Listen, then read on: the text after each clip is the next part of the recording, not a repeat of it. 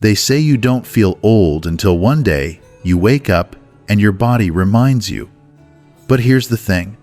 I've met people in their 80s who move like they're still in their 50s, and I've met people in their 60s who act like they're pushing 100. It's never just about the number. It's about how you're living. And believe it or not, science has gotten pretty good at predicting who's going to keep thriving past 70 and who won't. Before we go further, I'd love to know where you're joining us from. And if you find value in these conversations, a simple like and subscribe would mean a lot. Not because of algorithms, but because it helps keep these discussions going. Now, let's get into it. The first sign is something most people ignore until it's too late: how fast you walk. Yeah, it sounds simple, but studies have shown that your walking speed in your 70s can predict how long you'll live. It's not just about strength, it's about what's going on inside your body. Your heart, lungs, muscles, even your brain. If they're working well, you'll move with purpose. If they're struggling, you'll slow down without even realizing it. Researchers call it gait speed, and it's such a powerful indicator that some doctors are now using it alongside blood pressure and cholesterol checks. A slower than average walking pace, especially if it keeps getting slower, can be an early warning sign of underlying health problems, even before they show up in a doctor's office. Now, don't misunderstand me. This doesn't mean you need to be sprinting down the sidewalk like you're training for a marathon. But it does mean that if you notice yourself hesitating more, feeling unsteady, or taking shorter steps, it's worth paying attention to. And the good news? You can improve it. Simple habits: walking more often, doing light strength training, keeping your balance sharp. These things add up. The body is adaptable no matter your age, and the difference between slowing down and staying steady could be the difference between living another 5 years or another 20. The second sign has nothing to do with your body, it's about your attitude. You ever notice how some older folks seem to shrink into themselves? They stop trying new things, stop making plans, stop believing the future has anything good left in it. That mindset is a slow death all on its own. Scientists have studied this for years, and the conclusion is always the same. People who stay optimistic, who stay engaged in life, live longer. It's not just a nice idea, it's biology. When you believe your life still has meaning, your body responds. Your stress hormones stay balanced. Your immune system works better. Your brain stays sharper. On the other hand, if you convince yourself that your best years are behind you, your body listens to that too. You stop pushing yourself. You become less active, less social, less willing to try. And before you know it, you've aged 10 years in half the time. Scientists even have a name for this: self-perceived aging. It means that how old you feel can actually influence how old you become. If you wake up every day thinking, "I'm just getting old, nothing I can do about it," then your body will start shutting down to match that belief. But if you wake up thinking, "I still have things to do, people to see, and life to live," your body will fight to keep up with you. So ask yourself, do you still have things to look forward to? It doesn't have to be anything big. Maybe it's a new hobby, a place you want to visit, a book you want to read. Maybe it's as simple as looking forward to your morning coffee and a conversation with a good friend. Whatever it is, keep finding reasons to care. The moment you stop looking forward is the moment your body starts looking for the exit. Now, the third sign is one most people overlook until it becomes a serious problem: your grip strength. And no, this isn't just about how firmly you can shake someone's hand. Your grip strength is actually a major predictor of overall health, particularly heart health. Studies have shown that people with a weak grip tend to have a higher risk of heart disease, strokes, and even early death. Why?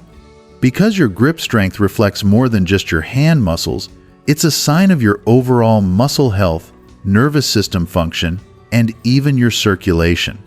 Think about it.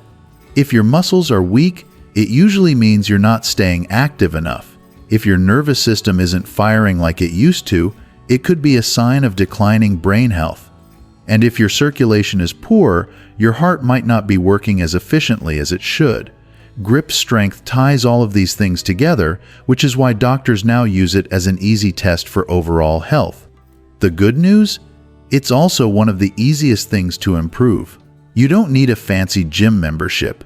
Simple activities like squeezing a tennis ball, carrying groceries, or even opening jars can help. Strength isn't just for young people. If you're not using your muscles, you're losing them. And when your muscles weaken, so does everything else. Your balance, your mobility, even your independence. The stronger you stay, the longer you stay in control of your own life.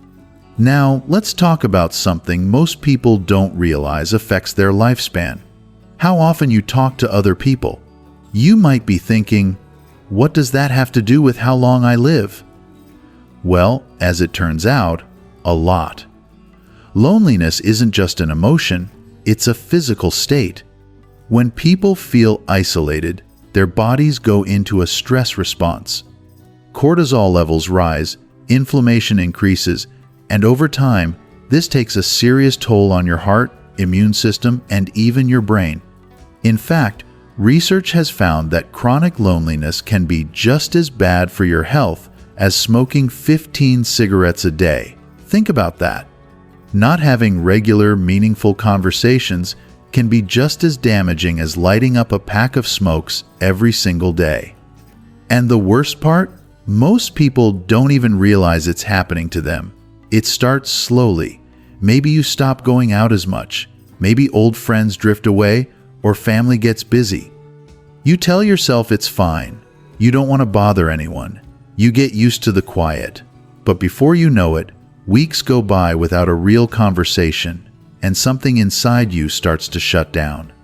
That's why the people who stay socially active, who make the effort to call, visit, and connect, tend to live longer.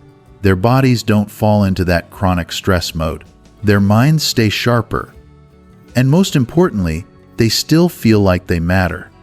But let's be honest, making new connections later in life isn't always easy.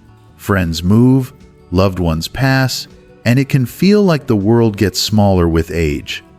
But that's exactly why it's so important to reach out. Maybe it's calling an old friend you haven't spoken to in years.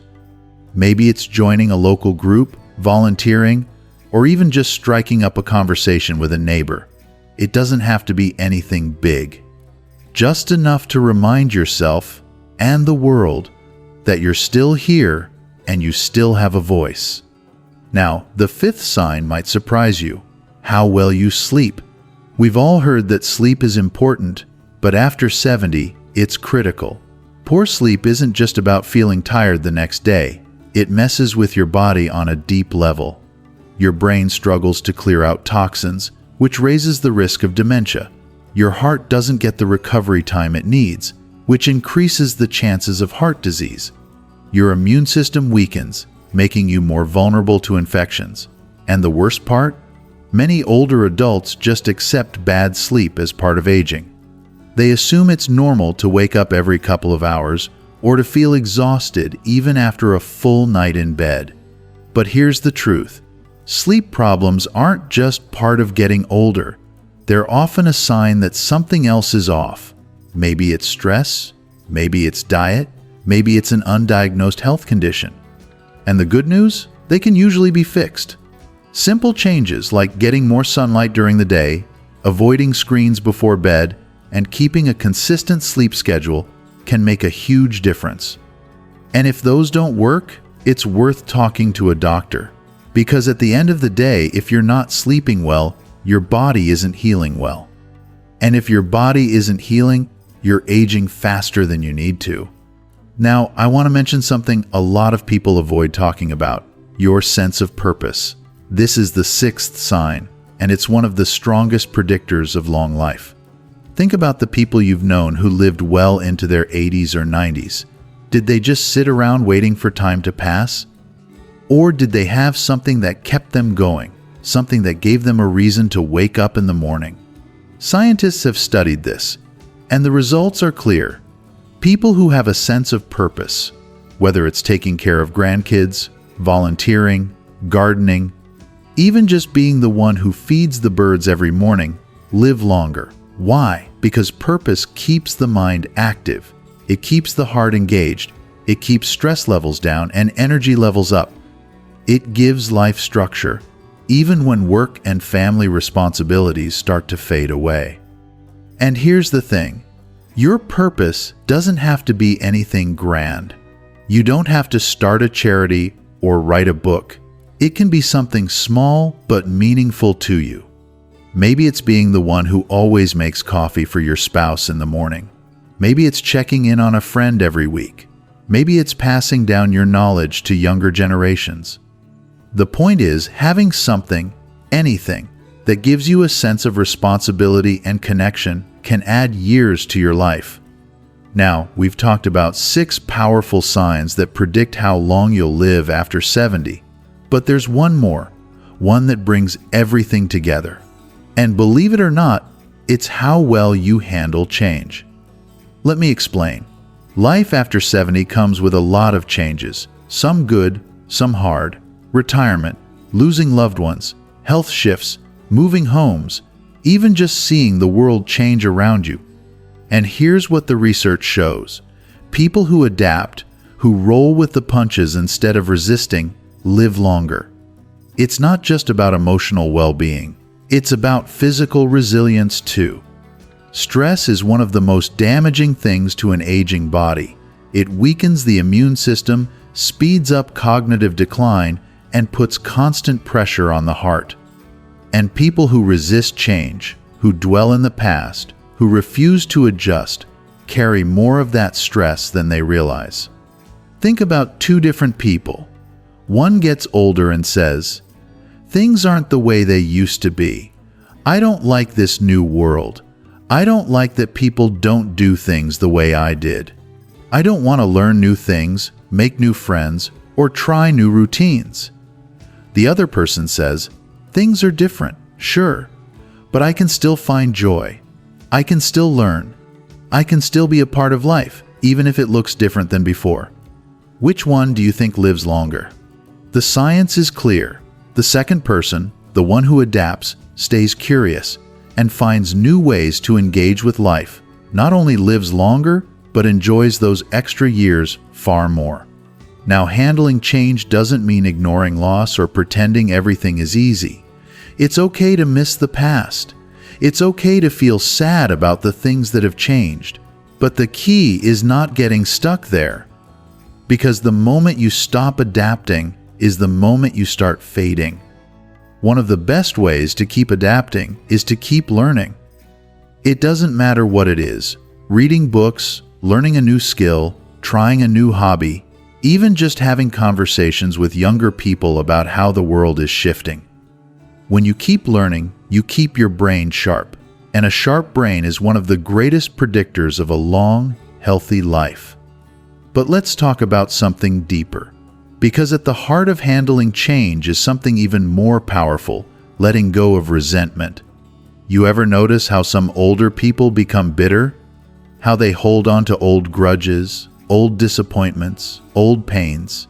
That bitterness doesn't just make life less enjoyable, it literally ages you. Holding on to anger, regret, or resentment keeps your body in a constant state of stress.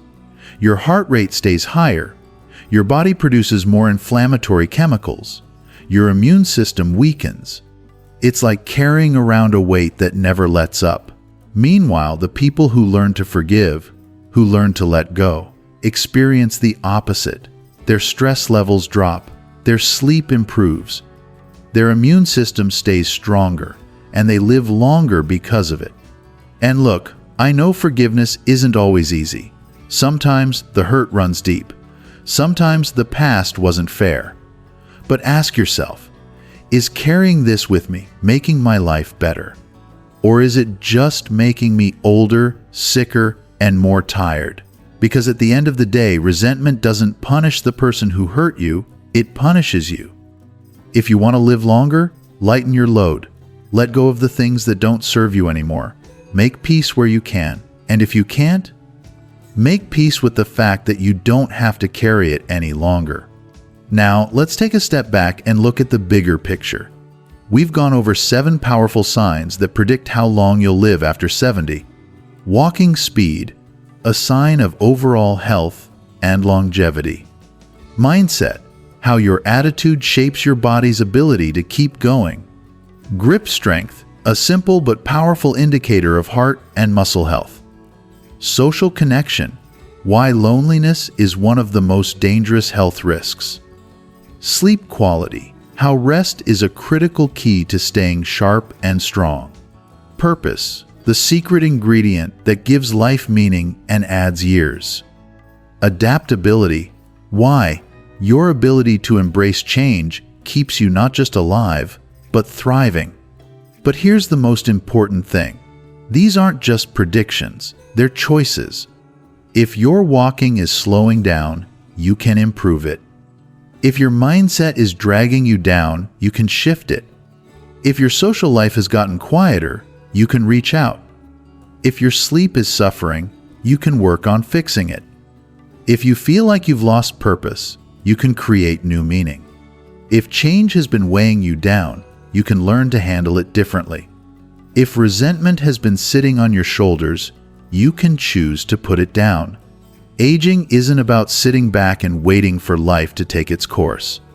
It's about making small choices every single day that keep you alive, engaged, and full of life. But now comes the most important part.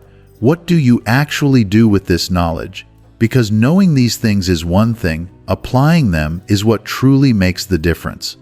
The first step? Start small. A lot of people hear advice like this and get overwhelmed. They think, well, I'm already struggling in some of these areas. How do I fix all of them? But the truth is, you don't have to fix everything at once. You just have to pick one small thing, something manageable, and start there. For example, if you've noticed that your walking speed has slowed down, don't try to force yourself into long walks overnight. Start by simply standing up more often, moving around the house with more intention, or taking slightly longer strides when you walk. Little by little, you'll build strength, and before you know it, your body will start responding. If your social life has gotten quieter, don't assume it's too late to reconnect. You don't have to throw a big gathering or force yourself into social situations that feel unnatural. Just start with one phone call, one check-in, one simple conversation with someone you care about. Because here's what happens. The more you connect, the easier it becomes. And when you let yourself be a part of other people's lives, even in small ways, you start to feel more alive yourself. And if sleep is something you've been struggling with, don't just accept it as part of getting older. Start by paying attention. Are you getting sunlight in the morning? Are you avoiding screens at night? Are you moving your body during the day so you actually feel tired at bedtime? These little adjustments make a bigger impact than most people realize. Now, let's talk about something deeper, your mindset. This one is a little harder to fix overnight, but the good news is you don't have to. Changing your mindset is like adjusting the way you see the world. It takes time, but it starts with a choice. And that choice is to remind yourself every day, you are not done yet. One of the biggest mistakes people make as they get older is thinking that their best years are behind them. That kind of thinking ages you faster than anything else. It tells your body to slow down. It makes you believe you don't need to push yourself anymore. It tricks you into thinking that life is something happening to you, instead of something you're still actively a part of. So, how do you change that?